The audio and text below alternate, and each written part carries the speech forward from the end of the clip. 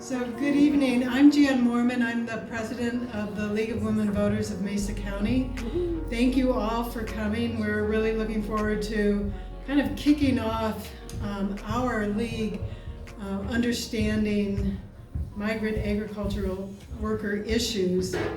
And I wanted just to take a moment before we get started to mention, as I know they always do in the UU Church, just a moment to remember that this land used to belong to the Ute tribe. And what I'd like to do, and this is out on the table, there's just this flyer here. I'm encouraging you to all consider looking at the QR code and donating to the Boys and Girls Club because, and I'm not going to mince words, suicide rate is high among people in this culture. And anything that we can donate to the Boys and Girls Club might actually make a big difference. So please consider on your way out scanning this and learning more. Thank you. So this meeting is going to be videotaped and it will be available on our YouTube channel. And what we learn here today will kick off the league's learning about this issue. After we learn about it, we're going to discuss amongst league members and community members to try to figure out what actions we may take.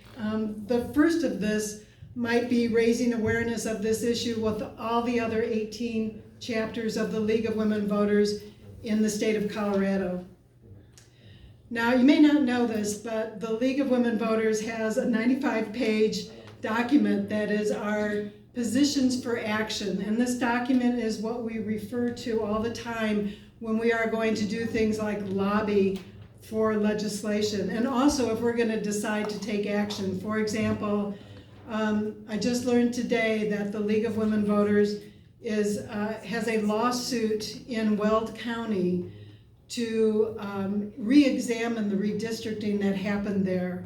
And so it's through the power of the League, based on our positions for action, what we decide to do.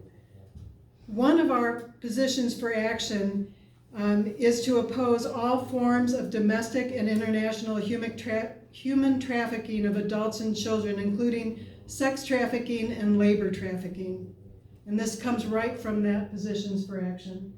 We consider human trafficking to be a form of modern day slavery and believe that every measure should be taken and every effort should be made through legislation and changes in public policy to prevent human trafficking.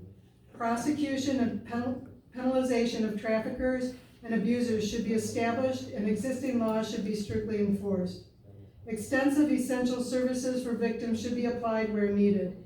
Education and awareness programs on human trafficking should be established in our communities and in our schools. As a civic organization, the League of Women Voters takes action to guide and defend democracy. So with that, I want to thank all our panelists and our moderator and our videographer and our member program committee for putting this together to helping us start learning about this important topic. And with that, I'm going to turn it over to Tom Acker, who's going to introduce everyone.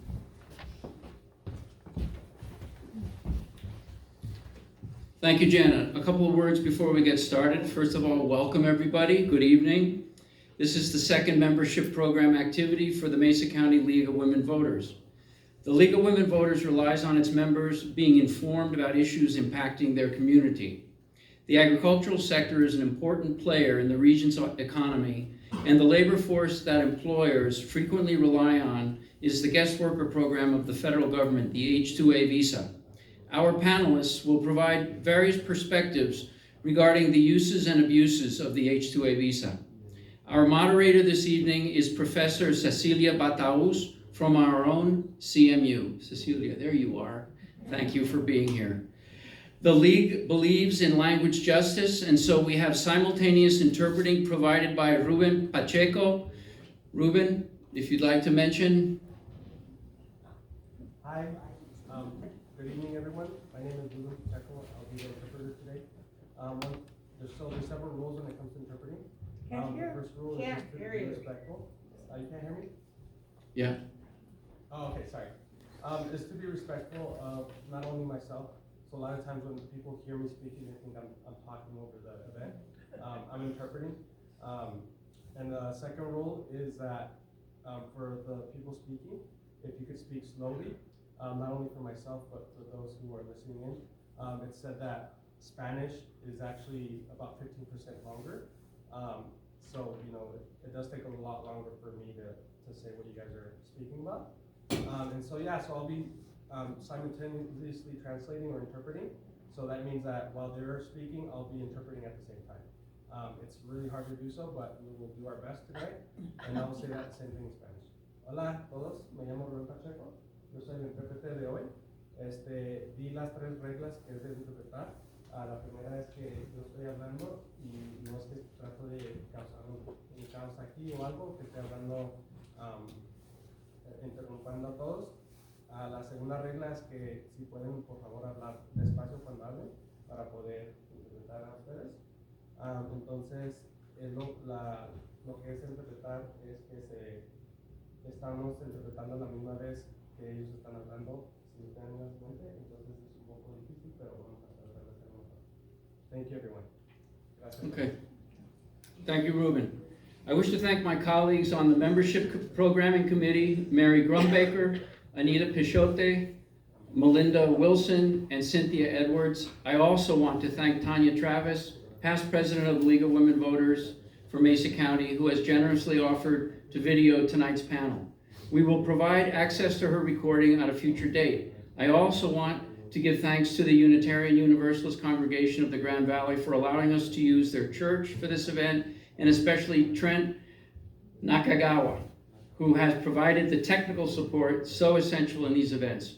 We have light refreshments provided by Melinda Wilson in the back. If you're interested in becoming a member of the Mesa County League, please take a flyer from the table in the back or in the entrance. Also, tonight's presenters were also invited to provide information from their organization, and you can find that out on the table in the front. Many thanks to Jan Moorman, the president of the League of Women Voters for Mesa County, for providing a copy of my short column printed in the Sentinel recently discussing this issue. Please help yourself to those from the table as well. And now, Professor Battauz will present the panel and describe this evening's format. Good evening, everyone. We are going to have today 4 guests that are going to present their experiences and their knowledge about what the A2A visa is. And we are going to have Mr. Ignacio Alvarado.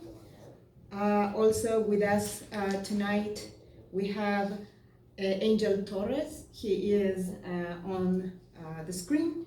Mr. David Harold also, and Mr. Derek Brinks here with us at the table tonight. So first we are going to have the presentation of each person when they are going to speak, so that you have an idea who they are and you get to know them a bit better.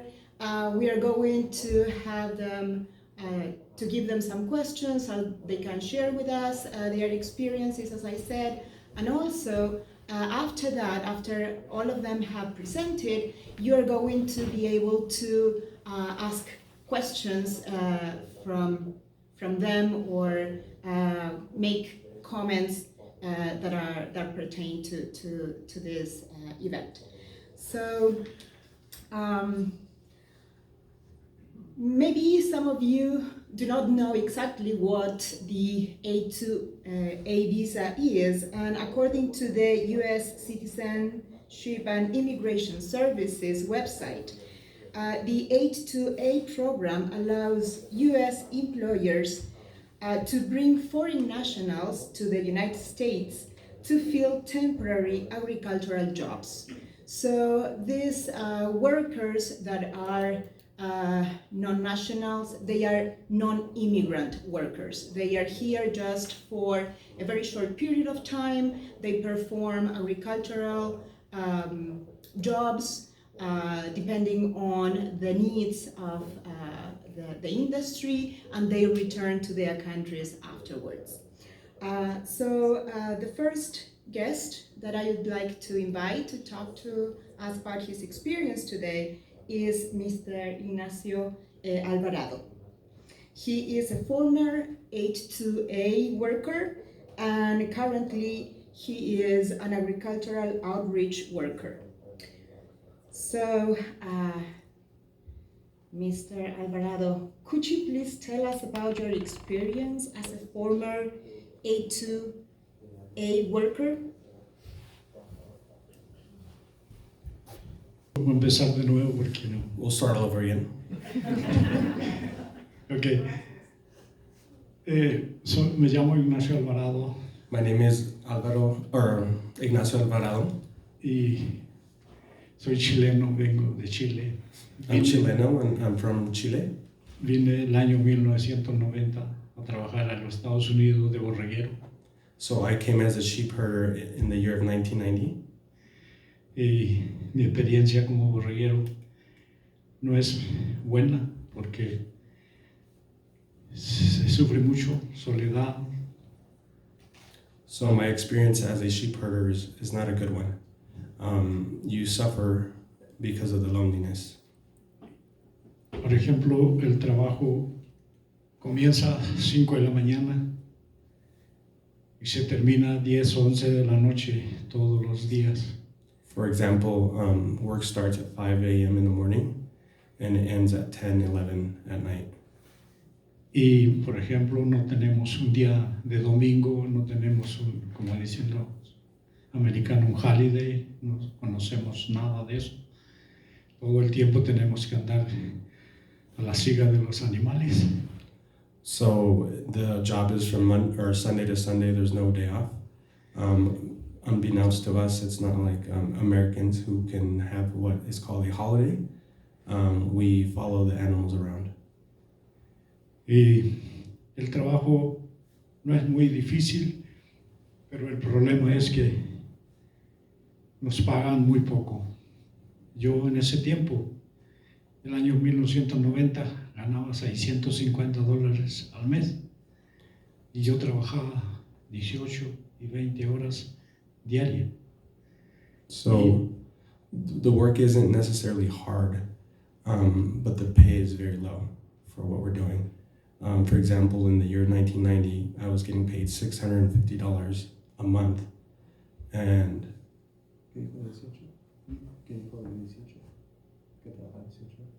Sí, 18 y 20 horas según, porque el tiempo de parición o dicen cuando las borregas están teniendo sus baby, es cuando uno trabaja más tarde, todo el tiempo. O sea que amigos, yo vine a Estados Unidos muy ilusionado porque venía a Estados Unidos, pero yo nunca pensé que cómo vivíamos aquí y cómo los tratan las personas a los trabajadores. so what he was talking about earlier about 18 hours was when the sheep are having their babies. There's no time for breaks, and so he could work up to 18 to 20 hours a day. And he said he came to this country with a vision, with a grand vision, and it quickly was turned away with the reality that, he wasn't treated right as an ag worker. Porque no nos atienden como nosotros trabajamos. Nosotros como hispanos trabajamos muy duro. Siempre trabajamos, damos el 100% de nuestro trabajo a los patrones, pero los patrones no nos reconocen el trabajo que nosotros hacemos. Unfortunately, we're not treated the way that we work. When we work, we give 100% to the employers, and that is not acknowledged or treated that way.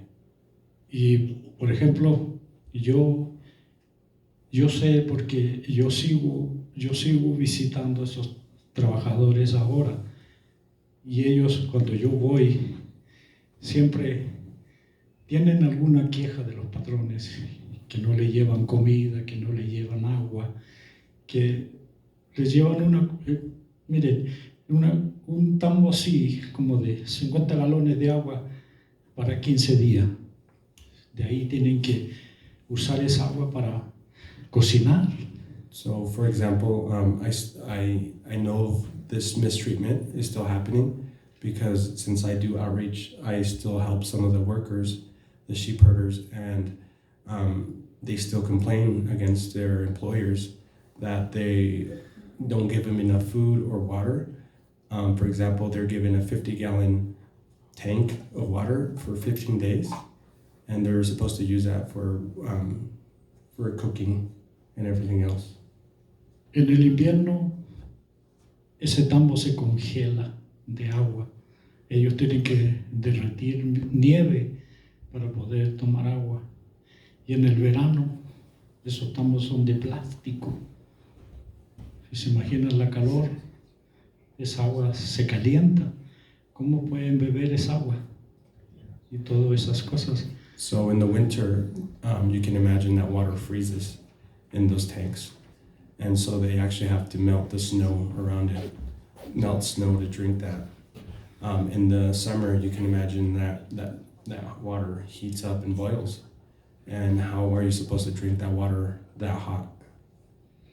Y todo el tiempo nuestros alimentos, nuestra comida que nos llevan son puras comidas enlatadas. Así que, por ejemplo, no hay un refrigerador, no hay nada que uno pueda guardar la comida para que no se caliente. O, por ejemplo, en el verano llevan pollo o si llevan carne, la gente no puede cocinarla. Porque si ¿dónde la ponen en el refrigerador? Porque no tiene. Entonces eso, van a la montaña en el verano. Y es algo increíble, pero es verdad. Dejan el pollo afuera del campito ese donde uno vive. En 5 minutos eso está lleno de moscas. Y la gente tiene que cocinar así. So he talks about how the food that he has brought is mostly canned food because there is no refrigerators. And when they do bring chicken or other meats, they can't refrigerate it. And so when they're up in the mountain, one of the ways that they try to preserve it is to leave it outside. 5 minutes later, it's covered in flies. Por eso, como le digo yo, cuando yo recibí el contrato para venir a Estados Unidos, yo vine contento. Venía contento porque dije voy a Estados Unidos. Pero cuando yo llegué al trabajo que yo iba a efectuar, me desilusioné completamente. Yo dije, estoy en Estados Unidos. Le dije a mi patrón, le dije, patrón, nosotros en Chile somos pobres. Pues si hubiera sido rico yo no hubiera venido a trabajar aquí. Pero le dije yo, mire, nosotros no vivimos aquí en esta cosa. Nosotros no tenemos un baño aquí, le dije, nosotros no tenemos una ducha para bañarnos, un shower. No se puede bañar uno, porque le llevan ese tampito chiquito de agua. ¿Dónde se baña? En el desierto. So when I came to this country, like I was telling you before, I came happy. I was thinking, I'm going to be happy. And that was quickly what I found a disillusion. Something that wasn't what I thought it was. And he mentions how ¿Qué dijo después de? ¿Cómo? ¿Qué dijo después de que estaba así? No sé, ¿Del agua? no después de eso. No, pero que no hay un baño, no hay un shower para bañarse. and he talks about how there's no shower or anywhere to take a shower.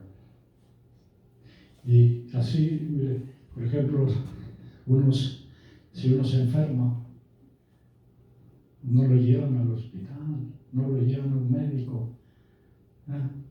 Uno tiene que hacer lo que puede para poderse sanar, porque muchas veces la comida que uno come, porque es pura comida enlatada, en vez está pasada de su fecha de vencimiento, y uno, porque va el patrón cada 15 días, cada 20 días a verlo a uno, y y uno tiene que comer de lo que le llevan para 15 días. So, for example, if you were to get sick up there, you have to figure out a way to heal yourself because you're out there by yourself. And the boss comes up there maybe 15, 20 days, but you have to figure out how to make yourself better because you can't be taken to the hospital. Miren, yo tuve una vez en Denver, también fui a hablar de esto mismo por la universidad en Denver. Y después que yo terminé de hablar, todos los alumnos se vinieron hacia mí a preguntarme, me dijeron, oiga, ¿esto está pasando aquí en Estados Unidos? Yo le dije, sí, esto está sucediendo, porque hay muchas personas que no saben de lo que está sucediendo allá con esos trabajadores. Eso, como le digo, es algo increíble, pero es verdad, señores. So I went to speak this same thing in Denver, and after I was done presenting this, all the students came up to me and said, wait, is this happening in the United States? He's like, yeah. And he's like, well, I haven't heard any of that. And so his point being is, these things are unspoken. Not everybody knows what's happening. And it's incredible that it's happening. Y como le digo, no critico contra Estados Unidos, no solamente de los... Estados Unidos es un país buenísimo. Yo estimo mucho a Estados Unidos ahora. Y hay personas, por ejemplo, esos rancheros, no sé cómo podemos nombrarlo, porque realmente no tienen compasión con la gente, no tienen, porque por lo menos. So I don't want to criticize the United States. The United States is a wonderful, beautiful country. If anything, I have respect for this country. It's just when it comes to some of the employers, they just don't have compassion towards their workers. No tenemos, como digo, trabajamos 18 y 20 horas todos los días.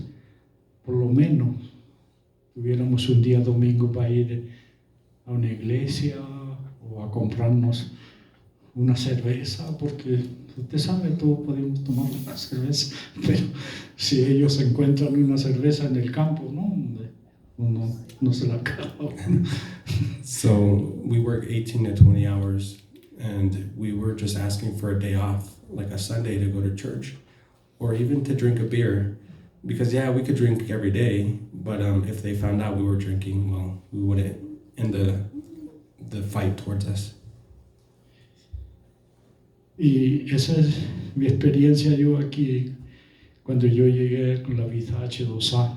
Y como dijeron, la visa H2A, yo pienso que esa visa es como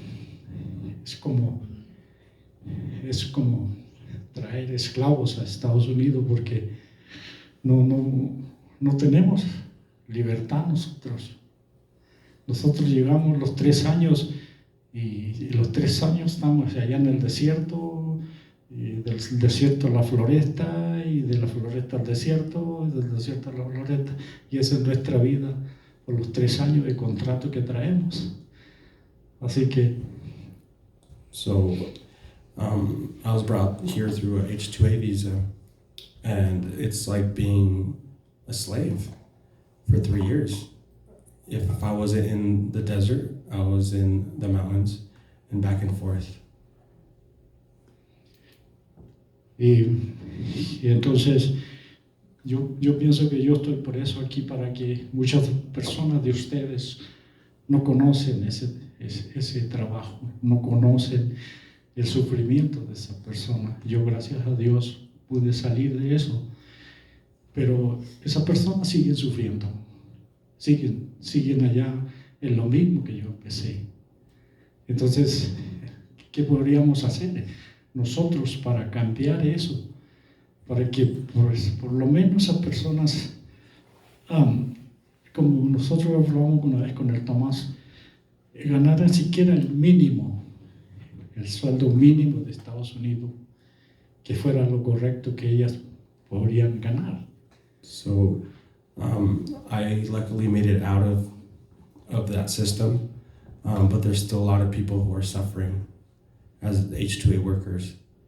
And so I talked to Tom, and we've tried to figure out how we can at least make the minimum, how those workers can at least make the minimum that is here. Porque yo miré en ese tiempo, el año 90, cuando yo llegué, yo saqué la cuenta de cuánto yo ganaba por hora. Yo ganaba 99 centavos por hora. Era increíble. Me pagaban $650 y yo trabajaba 18 horas todos los días. Y de lunes a lunes. De lunes a lunes. So I calculated what I made back in 1990, and I made 99 cents an hour, $600 a month, and I worked Monday to Monday. Y yo esa es mi experiencia como trabajador de los borregueros, y como le digo a ustedes, ¿qué podríamos hacer nosotros para mejorar esas cosas? ¿Qué podríamos hacer? So that's my experience as a sheep herder. But I propose to you guys, what is it that we can do? And I think that's all.